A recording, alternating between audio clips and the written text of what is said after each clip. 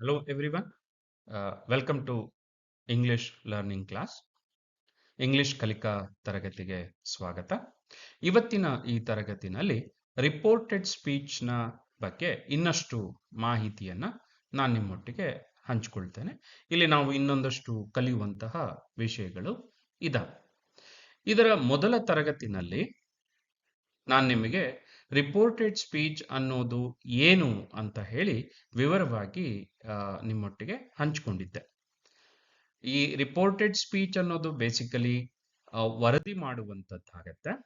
ವರದಿ ಮಾಡಬೇಕಾದ್ರೆ ನಾವು ಎರಡು ರೀತಿಯಲ್ಲಿ ವರದಿಯನ್ನು ಮಾಡ್ತೇವೆ. ಒಂದು ಡೈರೆಕ್ಟ್, ಇನ್ನೊಂದು ಇಂಡೈರೆಕ್ಟ್. ಒಬ್ಬರು ಮಾತಾಡಿದ್ದನ್ನ ನಾವು ಇನ್ನೊಬ್ಬರಿಗೆ ಅವರದೇ ಮಾತುಗಳಲ್ಲಿ ವಿವರಿಸಿ ಹೇಳಿದಾಗ ಅದನ್ನ ಡೈರೆಕ್ಟ್ ಸ್ಪೀಚ್ ಅಂತ ಹೇಳ್ತೇವೆ. Raju shed I like music. ಈ ಐ ಲೈಕ್ ಮ್ಯೂಸಿಕ್ ಅನ್ನೋದನ್ನ ನಾವು ಬರೆಯುವಂತಹ ಹಂತದಲ್ಲಿ ಡಬಲ್ ಇನ್ವರ್ಟೆಡ್ ಕಾಮದಲ್ಲಿ ಬರಿತೇವೆ. ಹಾಗೆ ರಾಜು ಸೆಡ್ ಕಮ ಐ ಲೈಕ್ ಮ್ಯೂಸಿಕ್ ಅಂತ ಹೇಳ್ತೇವೆ. ಇಲ್ಲಿ ಈ ಡೈರೆಕ್ಟ್ ಸ್ಪೀಚ್ ಅನ್ನೋದು ರಿಪೀಟ್ ದಿ ಎಕ್ಸಾಕ್ಟ್ ವರ್ಡ್ಸ್ ಆಗತ್ತೆ. ಇದನ್ನ ನೀವು ಇಂಡೈರೆಕ್ಟ್ ಸ್ಪೀಚ್ ಆಗಿ ಕನ್ವರ್ಟ್ ಮಾಡಿದಾಗ Raju said that he liked music ಆಗತ್ತೆ. ಸೊ ಇಲ್ಲಿ ಏನ್ ಮಾಡ್ತಾ ಇದ್ದೇವೆ? ವರದಿ ಮಾಡುವಂತಹ ವ್ಯಕ್ತಿ ರಾಜು ಹೇಳಿದ್ದನ್ನ ತನ್ನ ಮಾತುಗಳ ಮೂಲಕ ಕಮ್ಯುನಿಕೇಟ್ ಮಾಡ್ತಾ ಇರುವಂಥದ್ದು. He liked music. Raju said that he liked music ಅಂತ ಹೇಳಿ ಇಲ್ಲಿ ನಾವು ವರದಿಯನ್ನು ಮಾಡ್ತೇವೆ, ರಿಪೋರ್ಟ್ ಅನ್ನು ಮಾಡ್ತೇವೆ.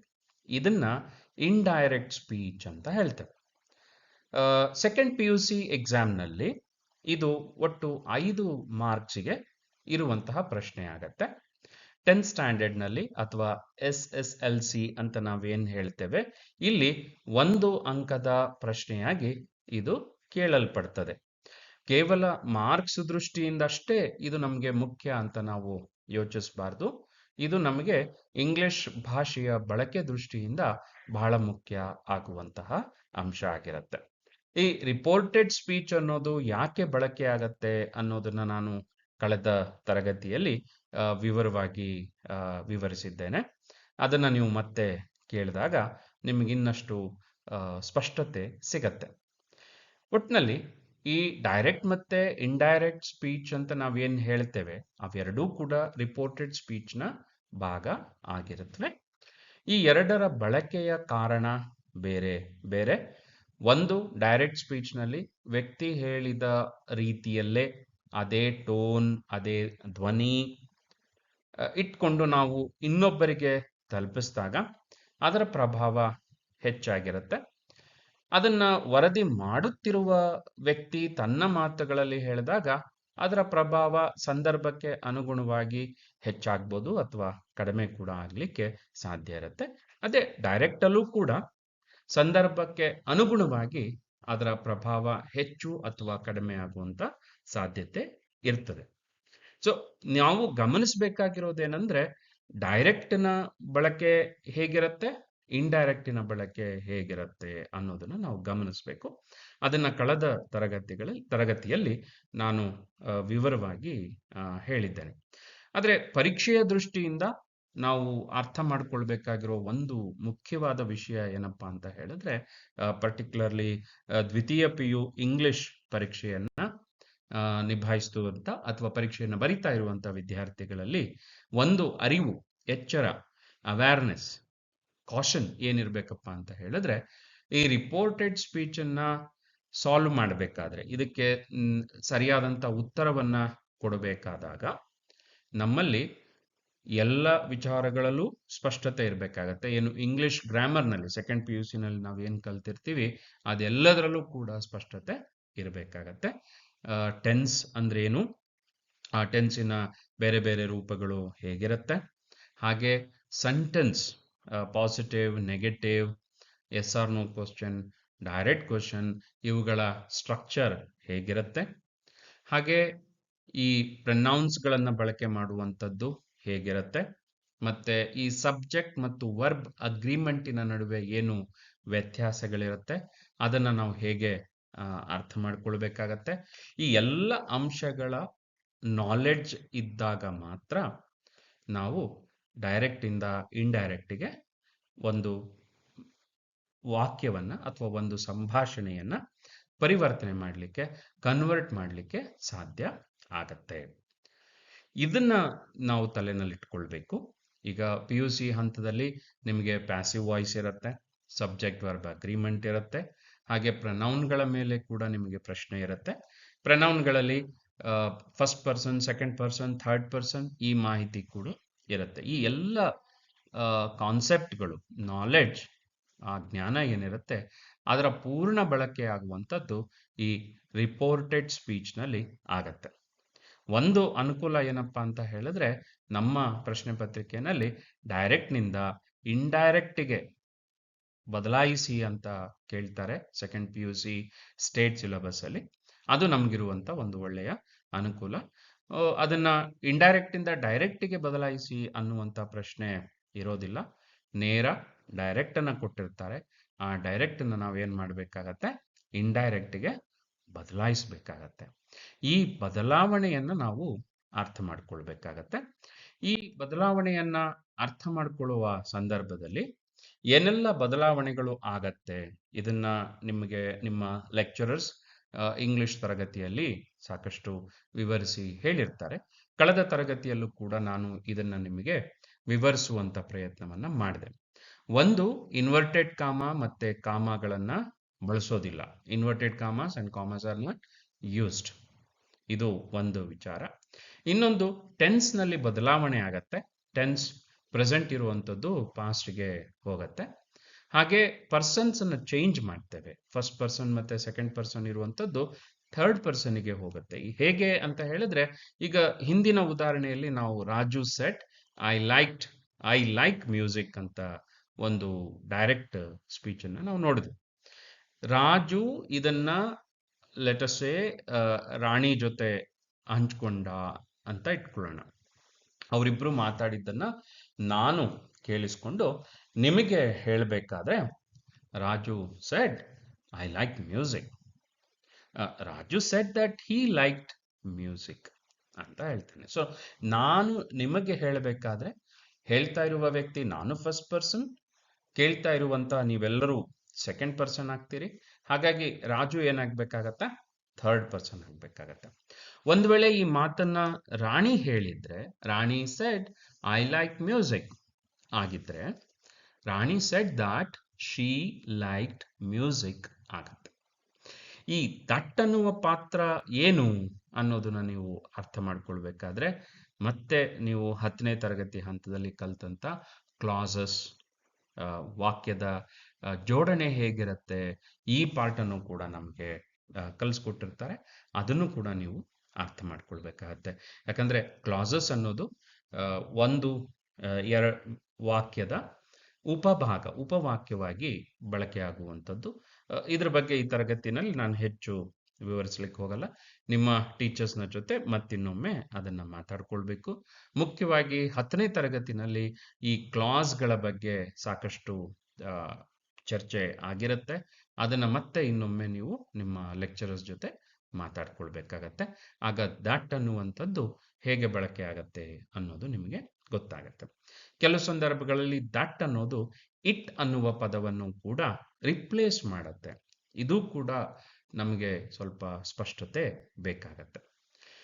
ಒಂದು ಜೊತೆಗೆ ಈ ಡೈರೆಕ್ಟ್ ನ ಸ್ಪೀಚ್ ನಲ್ಲಿ ಎಸ್ ಆರ್ ನೋ ಕ್ವಶನ್ ಇದ್ರೆ, ಡು ಯು ಲೈಕ್ ಇಂಗ್ಲಿಷ್ ಅನ್ನುವಂತಹ ಒಂದು ಪ್ರಯೋಗ ಇದ್ರೆ, ಅದನ್ನ ಇಂಡೈರೆಕ್ಟ್ಗೆ ಬದಲಾಯಿಸಬೇಕಾದ್ರೆ ಇಫ್ ಅನ್ನುವ ಪದವನ್ನ ನಾವು ಸೇರಿಸ್ಕೊಳ್ತೀವಿ. ಇಲ್ಲಿ ಇಫ್ ಅನ್ನೋದರ ಜೊತೆಗೆ ಅದರ ಬದಲಾಗಿ ವೆದರ್, WHETHER ಅನ್ನೋ ಪದನು ಕೂಡ ನಾವು ಬಳಸ್ಕೊಳ್ಬೋದು. ಈಗ Raju said do you like English. So ಇದನ್ನ ರಾಣಿಗೆ ರಾಜು ಈ ಪ್ರಶ್ನೆಯನ್ನ ಕೇಳಿದಾನೆ ಅಂತ ಅನ್ಕೊಳ್ಳೋಣ. So Raju questioned Rani if she liked English. Do you like English?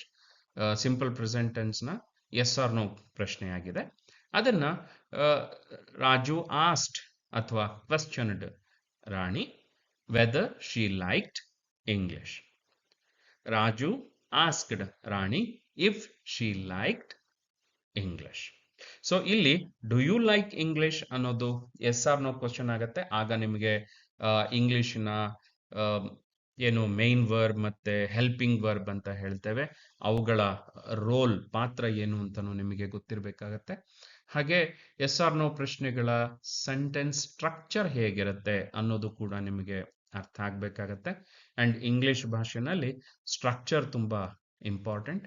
ಆ ಸ್ಟ್ರಕ್ಚರ್ನ ದೃಷ್ಟಿಯಿಂದ if she liked English, if she liked English, so subject verb ಬಂತು ಅಂದ್ರೆ ವಾಕ್ಯ ಪಾಸಿಟಿವ್ ಆಯ್ತು.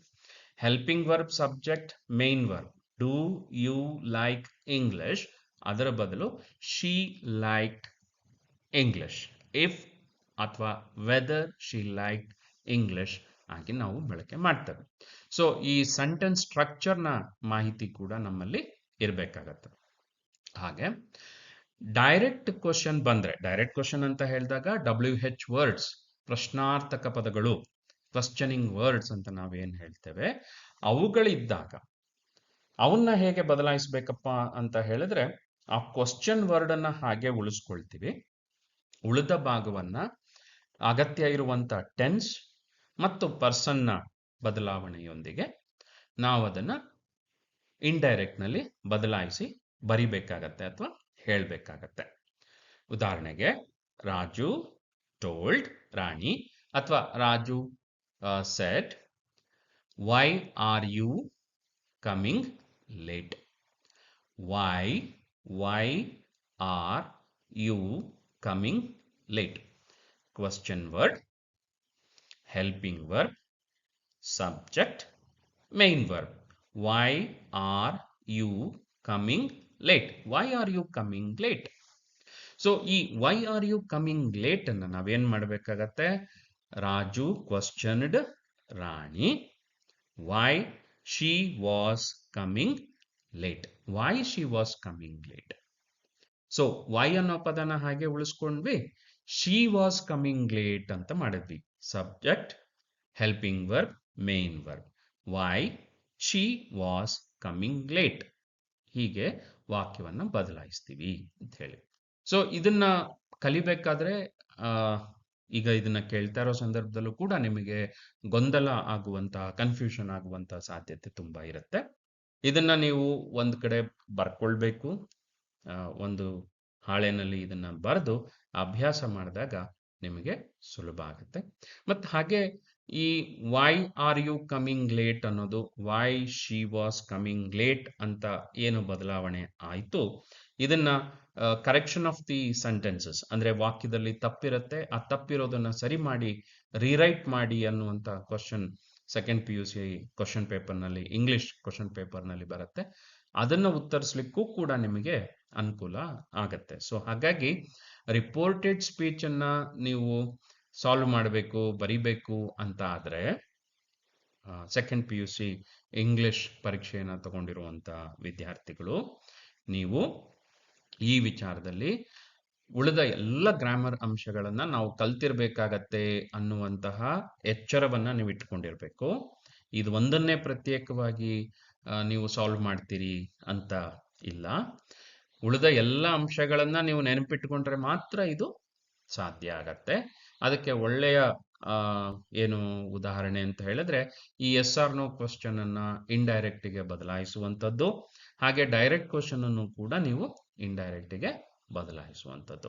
ಹಾಗೆ ಸೂಚನೆಗಳೇನಾದ್ರೂ ಇದ್ರೆ, ಇಂಪರೇಟಿವ್ ಸೆಂಟೆನ್ಸ್ ಅಂತ ಹೇಳ್ತೇವೆ, ಸೂಚನೆಗಳು go, come, do well, learn well, ಈ ತರದ ಸೂಚನೆಗಳಿದ್ರೆ ಅದಕ್ಕೆ ಸುಲಭವಾಗಿ ನಾವು ಪರೀಕ್ಷೆನಲ್ಲಿ ಕನ್ವರ್ಟ್ ಮಾಡಲಿಕ್ಕೆ ಸಾಧ್ಯ ಇದೆ. ಟು ಪದವನ್ನ ಆಡ್ ಮಾಡಿ ಉಳಿದ ಭಾಗವನ್ನ ಹಾಗೆ ಇಟ್ಕೊಳ್ಳುವಂಥದ್ದು. ಈಗ Rani said go away, Rani said to Ravi ಅಥವಾ ಟೋಲ್ಡ್ ರವಿ, ಅಥವಾ Rani instructed Ravi to go away. So to go ಅವೇ.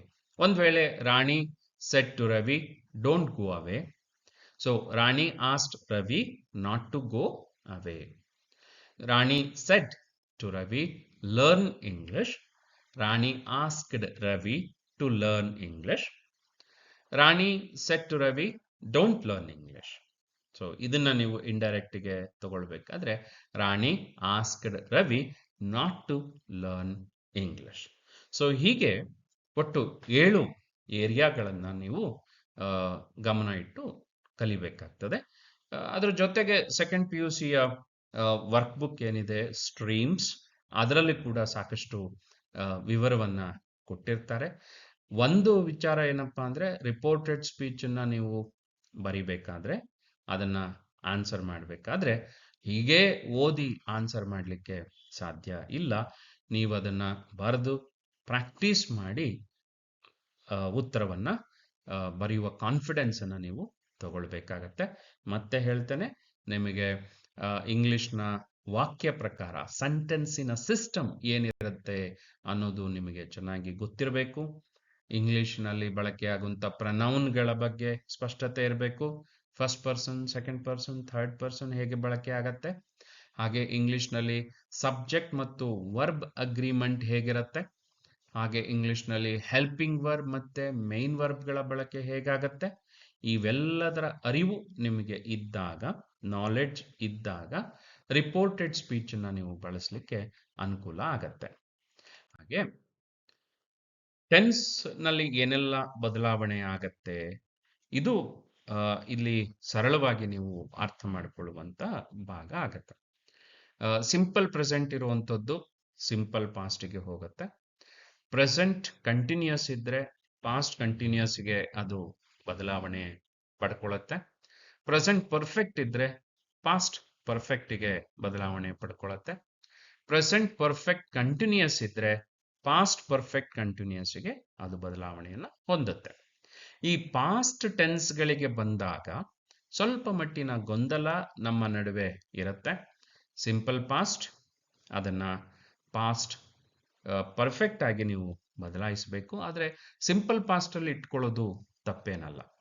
ಹಾಗೆ ಪಾಸ್ಟ್ ಕಂಟಿನ್ಯೂಸ್ ಇದನ್ನ ಪಾಸ್ಟ್ ಪರ್ಫೆಕ್ಟ್ ಕಂಟಿನ್ಯೂಸ್ಗೆ ನೀವು ಬದಲಾಯಿಸಬೇಕು ಹಾಗೆ ನೋಡಿದ್ರೆ. ಆದರೆ ನೀವು ಅದನ್ನ ಪಾಸ್ಟ್ ಕಂಟಿನ್ಯೂಸ್ ಅಲ್ಲಿ ಇಟ್ಕೊಂಡ್ರೂ ಕೂಡ ಅದು ತಪ್ಪು ಆಗೋದಿಲ್ಲ. ಹಾಗೆ ಪಾಸ್ಟ್ ಪರ್ಫೆಕ್ಟ್ ಇದ್ರೆ ಅದನ್ನ ಪಾಸ್ಟ್ ಪರ್ಫೆಕ್ಟ್ಗೆ ತಗೊಳ್ತೀವಿ. ಪಾಸ್ಟ್ ಪರ್ಫೆಕ್ಟ್ ಕಂಟಿನ್ಯೂಸ್ ಇದ್ರೆ ಪಾಸ್ಟ್ ಪರ್ಫೆಕ್ಟ್ ಕಂಟಿನ್ಯೂಸ್ಗೆ ನಾವು ಅದನ್ನ ಬಳಕೆ ಮಾಡ್ತೀವಿ. ಇನ್ನು ಫ್ಯೂಚರ್ ಟೆನ್ಸಸ್ಗೆ ಬಂದಾಗ ಸ್ವಲ್ಪ ಸಮಸ್ಯೆ ಆಗತ್ತೆ, ಆದರೆ ಸರಳವಾಗಿ ಕೂಡ ನಾವು ಅದನ್ನ ಪರಿಹರಿಸ್ಕೊಳ್ಳೋದಕ್ಕೆ ಅವಕಾಶ ಇದೆ.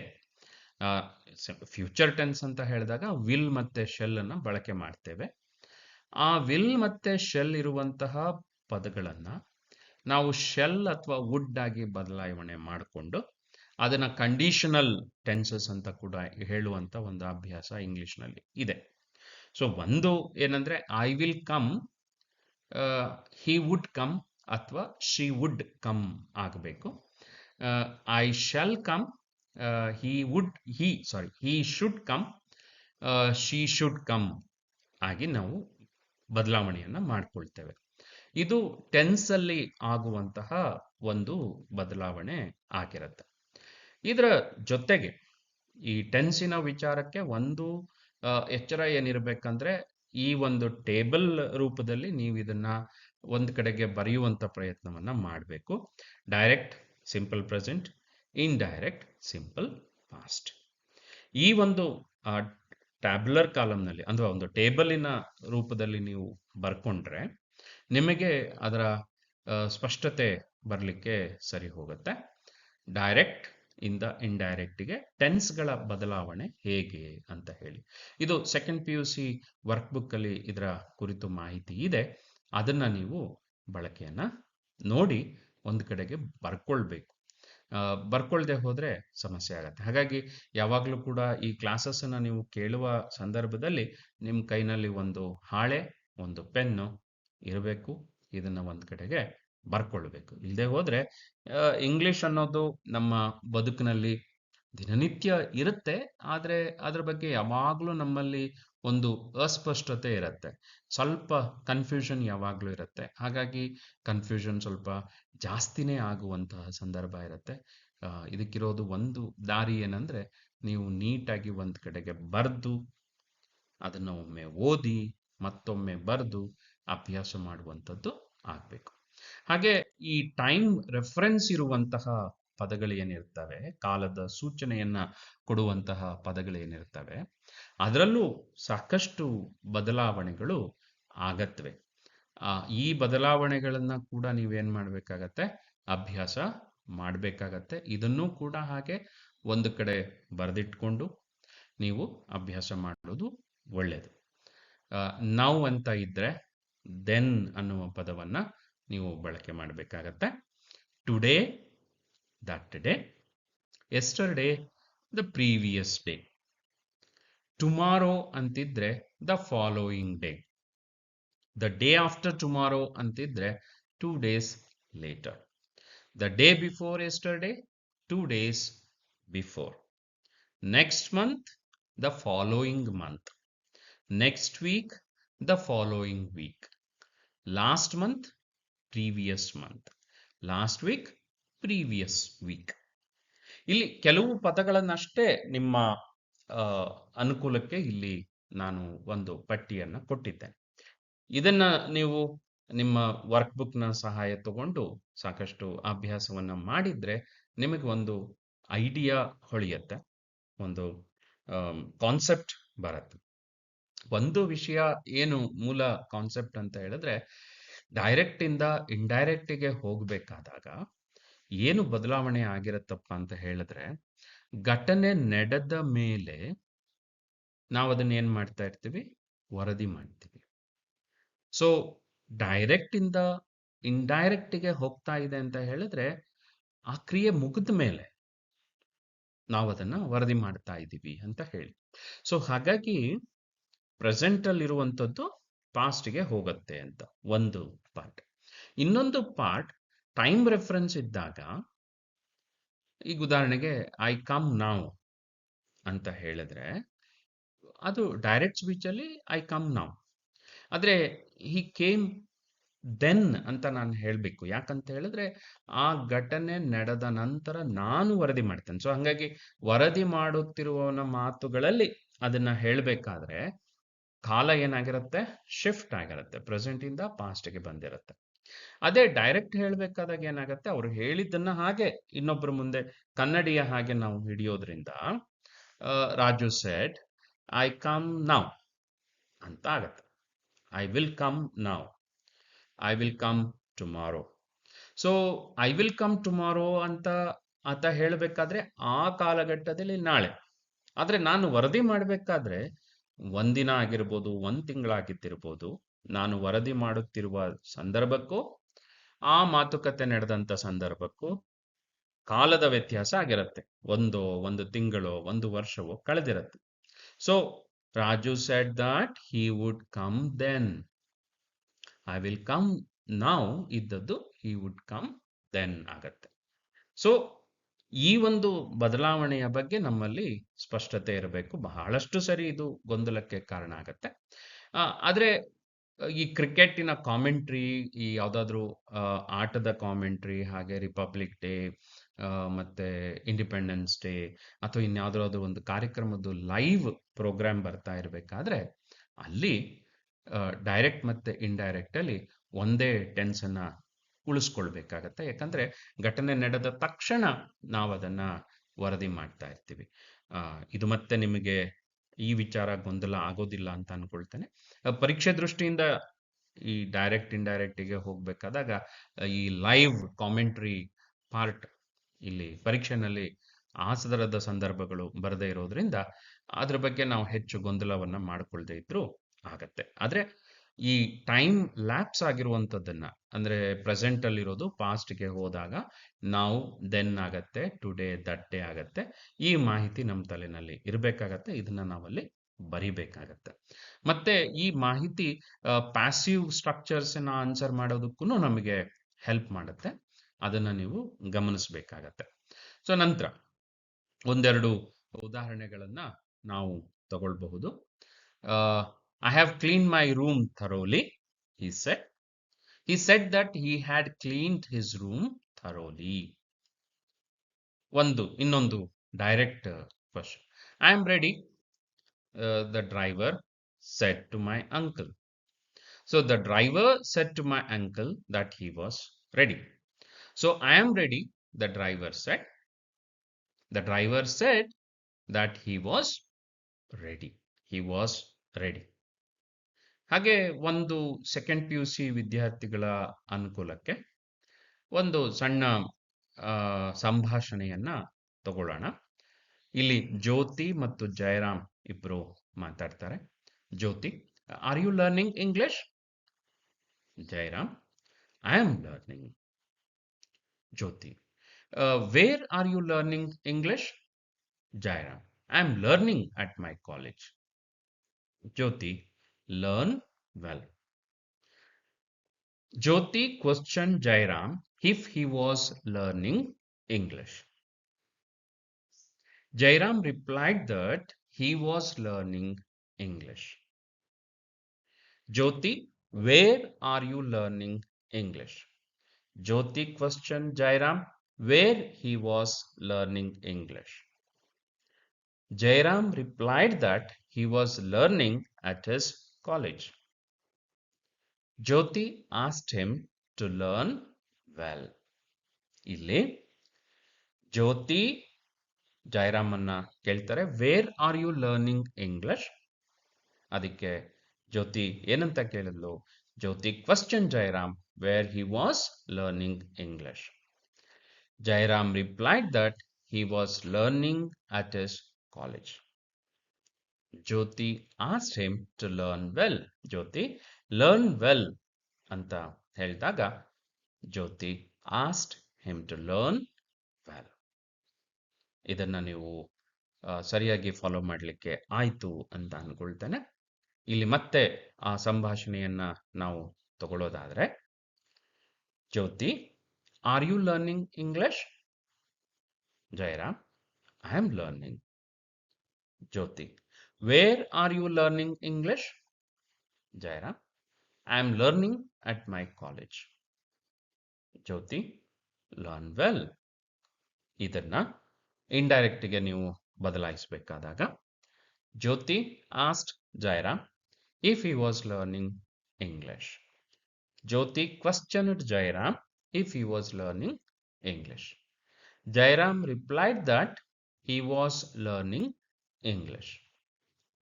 Jyoti questioned Jairam where he was learning English. Jairam replied that he was learning at his college. Jyoti asked him to learn well. Jyoti instructed him to learn well. ಅಥವಾ ಜ್ಯೋತಿ directed him to learn well. ಹೀಗೆ ನಾವು direct ಇಂದ indirect ಗೆ second P U C ಹಂತದಲ್ಲಿ ಬದಲಾಯಿಸಿ ಉತ್ತರವನ್ನ ಬರಿಬೇಕಾಗತ್ತೆ. ನಾನು ಇದುವರೆಗೆ ವಿವರಿಸಿದಂತ ಈ ಡೈರೆಕ್ಟ್ ಇಂಡೈರೆಕ್ಟ್ ಸ್ಪೀಚಿನ ರಿಪೋರ್ಟೆಡ್ ಸ್ಪೀಚಿನ ಭಾಗ ನಿಮಗೆ ಚೆನ್ನಾಗಿ ಫಾಲೋ ಮಾಡಲಿಕ್ಕೆ, ಅರ್ಥ ಮಾಡ್ಕೊಳ್ಳಿಕ್ಕೆ ಸಾಧ್ಯ ಆಗಿದೆ ಅಂತ ಅನ್ಕೊಳ್ತೇನೆ. ಮತ್ತೆ ಇನ್ನೊಂದು ತರಗತಿಯಲ್ಲಿ ನಾವು ಭೇಟಿಯಾಗೋಣ. ಅಲ್ಲಿಯವರೆಗೆ ಬಾಯ್, ಗುಡ್ ಬಾಯ್.